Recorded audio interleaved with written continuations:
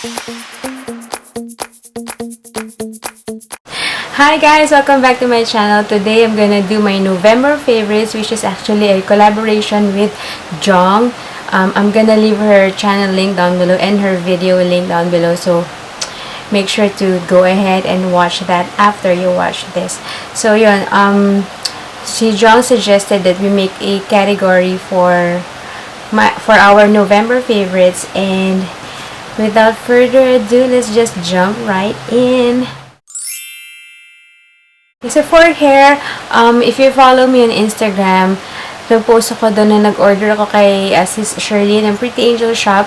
I ordered the Verdon Keratin, I ordered yung 1 minute keratin treatment, and I ordered the Clariel or Clariel. I don't know how to say this, but out of all the three, ito yung pinaka-favorite ko, yung pinaka-nagustuhan ko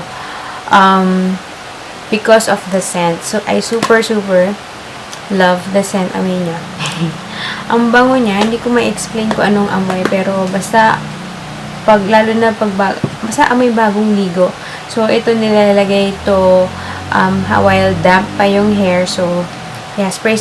Tapos, lately na discover ko na ito pala yung nag-cause ng madulas kong floor. Kasi meron siyang oil. So, yun lang. Just an FYI, just in case. Kasi kung tiles yung floor nyo or ano yung madulas yung floor nyo, ingat lang kayo. For the month of November, hindi ako masyado for the past few months, hindi naman talaga ako masyado makeup. Super dalang. But, kaya nahirapan ako mag-decide. Pero, I opted for lipstick. One is yung suot ko right now, which is the Maybelline Revlon Color Burst in the shade Sultry. I super love this kasi gusto ko yung color. At saka, nag-stain, may stain to, diba? Hindi siya stain. Pero, parang feeling ko nag-i-stain siya sa lips. And, parang super easy lang yung application niya. Hindi tulad ng mga red lipstick na you have to be precise and all. Although, dark siya sa lips, pero, hindi ka prone na magkamali. I don't know why. Pero, yeah. And then, of course, my Ever Bilena matte lipstick in this shade Toast of New York. This is my first ever Ever Bilena lipstick. And so far, nagustuhan ko naman siya. Of course, number 1 is mura siya. 165. And, gusto ko din yung shade niya. So, pareho ba? Hindi masyado. Pero, pag may mga lalabas na ako dyan lang. So, ito lang yung ginagamit ko. And then, of course, hindi mawawala ang aking favorite eyebrow pencil from Daiso. And, nakita ko nung nandito si Jong, nung nagbakasyon siya, meron sa Daiso dito. Kasi I thought, wala. Because I bought this from Singapore. So, meron ganito. Actually, may takip din to. Pero, tinatanggal ko kasi para mas mabilis. Nung sa isang vlog niya sa Soledad, Daiso, meron sila. Pero, wala nitong specific shade. This is light brown, I think. Or natural brown. Yung nandoon, nung nag-vlog siya, is dark brown lang. Pero, malay nyo, diba? Kung dark naman yung hair nyo, why not? Ako kasi colored yung hair, so, minamatch ko lang. Okay, so for this month, or actually pati October yata, I think, in terms of, pagpapaganda, I'm more on, skincare. Mas, nag-splurge ako ngayon sa skincare. I don't know why. And, mostly on whitening. Hindi ko alam ba't biglang gusto ko magpaputi. Dati naman, kiber lang sa akin. Ako pa yung mismong nagbibilad sa araw before nagpapaka-negra. Pero, yun, recently, I'm into whitening. So, ito yung mga na-discover ko. Yes.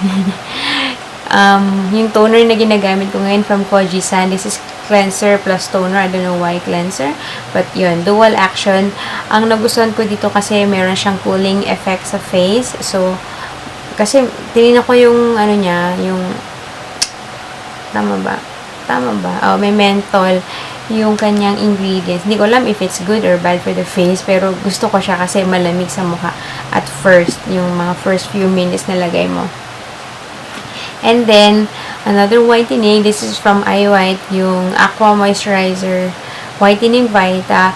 Yung last favorites video ko last month, di ba, I mentioned there yung Celetec. Sinabi ko ba yun? I can't remember if it was a haul or sa favorites video. Pero I'm still using the Celetec. Pero kasi bumili ako ng sachet nito, yung 20 pesos na sachet. Kasi I wanted to try it. And nagustuhan ko siya. So, I am parang nagkasalit-salit sa Celetec and sa this one. Ay, hindi. Actually, this one is babaunin ko na ito sa Singapore. Inubos ko lang yung sachet.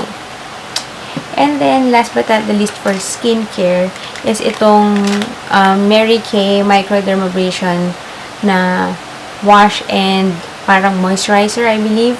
I got this from Sis Jen nung nanalo ko sa giveaway niya.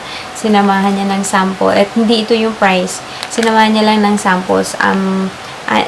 Ito siya actually, pair siya. So, 6 to. 2 na lang. And, although meron pa akong ginagamit right now, hindi pa ubos yung recent na binuksan ko. Pero since September yun, 2 months na, ang tipid niya in fairness. Or talagang tinitipid ko lang talaga. Okay, this category, nahirapan akong mamili kasi for last month yata, siguro mga 6 na nail polishes yung binili ko. And then, syempre, meron pa akong mga previous nail polishes. Hirap na hirap akong mamili eh. So fickle-minded. Pero, ito, I came up with 3. First is itong Sassy Nail Polish in the color Iced Mint. Super gusto ko to nung pinagawa ko to sa parlor. Tapos, ang nag-accent nail ako ng gold. Mas maganda siya sana silver. Kasi parang Tiffany blue yung color niya. Pero wala silang silver, gold lang. So, super bet na bet ko. Kasi ganito ako mag-nail polish most of the time. Lagi may accent nail. So, sobrang bet na bet ko yung color niya. Akala ko hindi ko siya mag-pull off. Parang feeling ko pang maputi lang. Pero, hindi naman ganun din kaitin yung kamay ko. Pero, Kerry Bells ko to. So, yan. Tapos, meron akong 2 brown. Hindi ako makapili. Itong brown from OMG Coco. Ito yung nasa toast ko ngayon. I super love it din. Kasi, wala, mukhang chocolate. Dark brown. And then, ito naman, medyo lighter brown. Touch of beige from Sassy. Wala ko nakitang touch of beige dito. Kasi sa akin, parang nude brown or something yung color nito. Hindi siya beige. Pero, isa din sa mga favorite ko na pang neutral colors. Dati mahilig ako. Actually, mahilig pa rin naman ako sa mga kulay like this. Pero, recently, nagugustuhan ko na rin yung mga gray, brown, mga ganyan. Pero, not on the nude na, yung beige na kulay. Kasi, yun na nakakaitim sa kamay. Okay, for the scent, eto. Sobrang love at first sniff ko tong Givenchy Dahlia Divine. Bigay lang to ng tita ko nung umuwi siya from US. So yun naman mga balikbayan box. Mga naiipon nila over the few years or the months. So, eto, ang dami-dami niyang ganito. Hindi ko na kung bakit. 2 lang kinuha ko. Nagsisi talaga ako bakit 2 lang kinuha ko. At first, akala ko, diba dati uso yung parang towelette siya sa loob, yung wet towel, tapos may parang wet wipes, tapos may amoy siya. Akala ko ganun siya, pero hindi pala. Nung binuksan ko yung first pack ko nito, talagang feel ko pa yung pagpunit ko, ayun, nagtapon all over the place. Kasi liquid talaga siya, yung mismong pabango pala siya. So, yun, yeah, I'm thinking kung magbibili ba ako nung, or hindi ako bibili, papabili ba ako kay daddy ng ano talaga nito, yung hindi na sample size, but we'll see. Like I mentioned, hindi ako masyado naglalabas. Kung lumalabas man ako, nakita niya sa vlog, is mostly SM para mag-grocery, and hindi naman ako jumadja form sa SM or hindi, pag mag-grocery ako, sobrang simple lang na suot ko. So, wala akong specific favorite fashion item. Maliban siguro dito. Ito na lang, naisip ko lang ngayon. itong ano na to, sling bag na galing din doon sa tita ko na pinagkuhanan ko nitong pabango. So, ito lang yung lagi kong ginagamit recently na bag kasi madali, accessible, ang hirap ng mag-shoulder bag eh, lalo na kung may baby akong dala or mag-grocery ako, alam kong kailangan ko yung 2 kamay ko. So, sling bag is the way to go. So, hindi ko alam itatak yan, pero niloloko ko ng kapatid ko na para daw akong mangungubra. or parang kumbrador, pero I don't care. Okay lang sa akin. So, ayun. And siguro, since nasa bahay nga ako most of the time, mga tops na ganito. Mga spaghetti strap na tops kasi yun yung easiest way or easiest top na magpa-nurse or mag-breastfeed. So, yeah. Sa apps naman tayo, okay, given na to, everyday ang 3 apps na binubuksan ko na hindi pwedeng hindi buksan everyday of my life is Facebook, Instagram, and WhatsApp. Alam na yung dalawa, social media. WhatsApp, dun kami nag-uusap ni Daddy, at saka yung group chat namin nila Jong and Amag. If you want me to do what's on my iPhone video, let me know. Anyway, pero yung app na nag-enjoy ako for the past few weeks is Spotify. Alam nyo, nung kabataan ko, yes, parang antanda. Nung dati, mga high school, ganyan, updated ako sa mga yung mga bagong kanta, yung mga bagong music ngayon. Pero ngayon, wala na. Hindi ko na alam. Alam ko lang, kumbaga kung naririnig ko siya sa TV, ayan, mapafamiliar ako pero hindi ko alam yung title, hindi ko alam sino kumanta. Tapos kung malalaman ko man yung lyrics, sobrang konti lang yung nasa chorus. Well, hanggang ngayon naman, hindi ako nag-e-effort pag-memorize ng lyrics. Unless lang na-memorize ko siya dahil sa palagi kong pinapakinggan. Pero yung dati, nung high school days, talagang ano pa nun no, song hits. Bibili ka ng song hits, hindi pa uso kasi i-google yung lyrics. So, yun, dati nag-memorize ko ng lyrics, ngayon hindi na. So, ayun na nga, ang point ko dun, dahil sa Spotify, ngayon, updated na ako sa mga kanta. And, ang lagi ko lang pinupuntahan dito sa charts is yung Philippines Top 50. So, nandyan, yung mga usual na naririnig ko sa TV, yan, dito ko naririnig. Tapos, at least nalalaman ko na, si Justin Bieber pala kumanta nun. Actually, ang daming bagong kanta ni Justin Bieber ngayon na hindi ko akalain magugustuhan ko. Kasi dati, di ba, parang Jejemon lang tingin kay Justin Bieber. Lagi siyang pinag-aanuhan. But, yun, marami siyang magandang kanta ngayon. So, on this category TV show, I think if you watch my vlog, alam nyo na aking Monday and Friday routine. Ito lang yung series na pinanonood ko. As of the moment, Mondays is Walking Dead. And then Fridays, kaso nga lang wala na ngayon. Eksakto, kakatapos lang ng season ng Scandal and ng How to Get Away with Murder.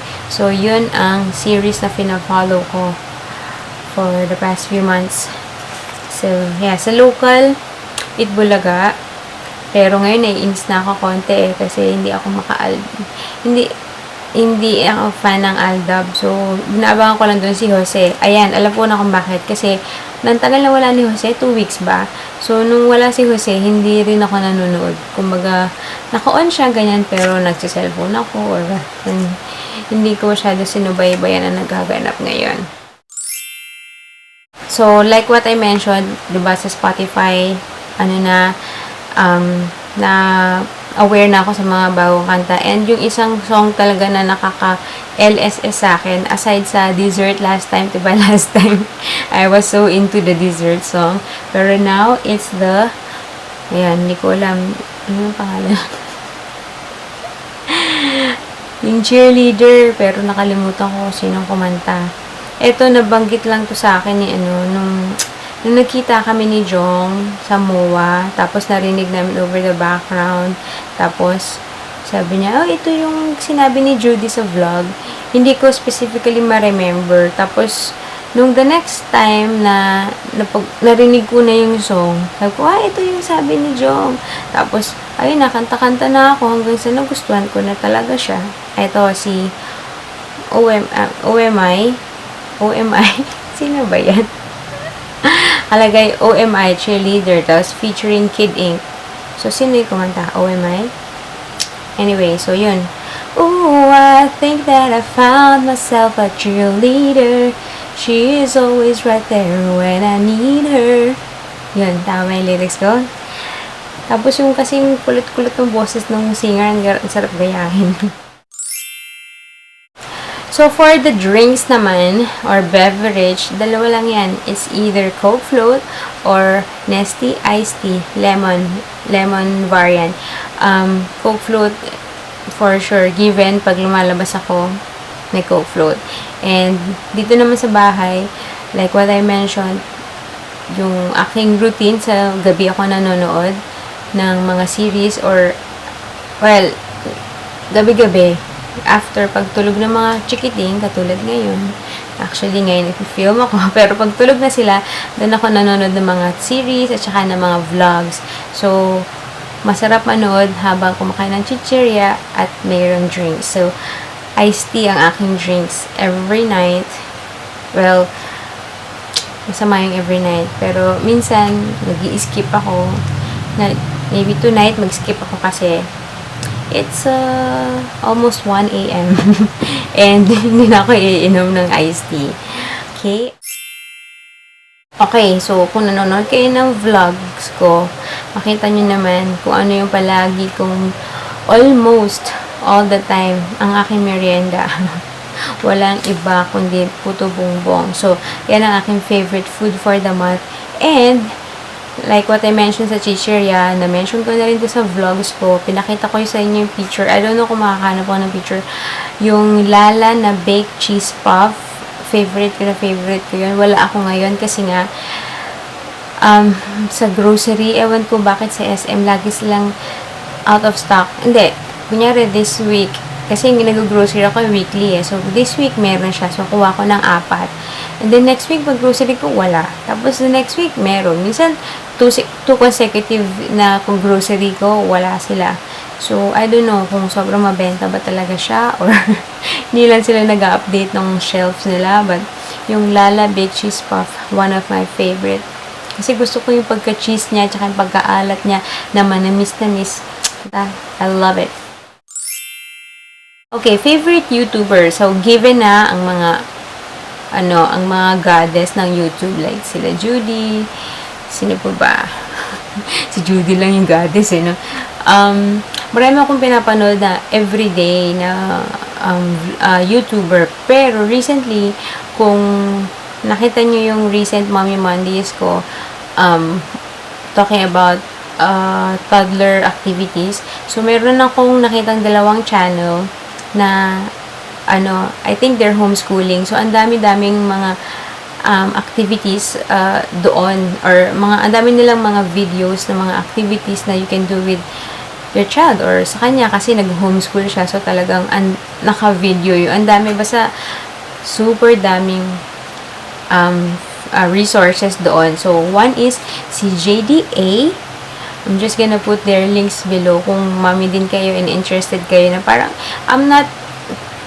in a way, gusto ko mag-homeschool pero I know na hindi ko kakayanin. So, kung kayo din, may ganun kayong na gusto nyo magpaka-teacher kahit pa paano or slightly para sa mga toddlers ninyo. So, sobrang helpful ng mga videos sila. And then, the second one, si JDA, I think she's Spanish pero she's in the US.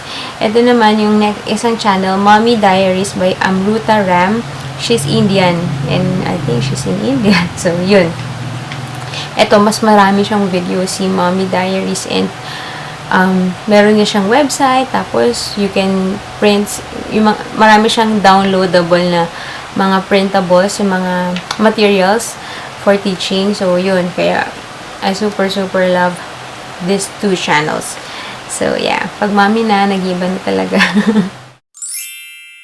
For my random stuff, actually, this one is the Arm & Hammer Advanced White Gel. Actually, I saw this from Sis Aisha kasi pag nanonood ako ng videos niya, nakatitig ako sa ngipin niya. Bakit ang puti-puti ng ngipin niya? Although, recently niya lang din to tinry. Kaya, hindi ko I'm not sure. I don't think ito talaga yung pinaka-main reason kung bakit maputi yung teeth niya. Kasi based sa vlogs, parang recent niya nga lang to binili. Pero even the past vlogs niya kasi white na yung teeth niya.